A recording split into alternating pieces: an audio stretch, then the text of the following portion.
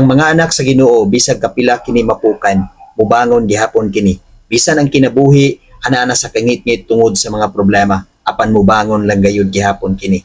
Tungod kay naay Ginoo nga mopabalik nini. Dunay Ginoo nga mutabang sa kanunay nga mulig-on o mopabalik sa pagdasig nga iyang gikinahanglan sa iyang kinabuhi. Mikiyas 7 bersikulo 7 hangtod sa 8. Apan alang kanako musalig ako sa Ginoo.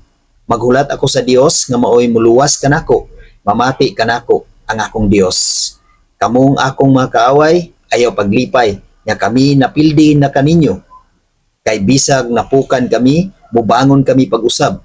Bisag aniya sa kangitmit karon, ang Ginoo maghatag kanamong kahayag. Busa igsoon, ayaw ka balaka ug ayaw ka guol ug kapila ka mapukan. Ug mga igsoon kung dunay imong gikalagutan, nakay nasukan or nakay nalainan ngadto kaniya, ayaw paglipay kung mapukan siya, kung mapildi siya, kung aduna siya mga problema sa iyang kinabuhi. Ayaw paglipay na naigsoon. Kay kana nga tao, kung duol siya sa Ginoo, ang Dios mao gayoy mo pabakon kaniya. Mao'y mo pataas kaniya pagbalik. Ibalik sa Dios ang iyang kadasig, ibalik sa Dios ang iyang kalig-on.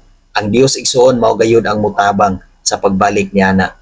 Bisag kapila pa mapukan ang mga anak sa Dios, lig-unon ug luwason gayud siya sa Ginoo sa kanunay.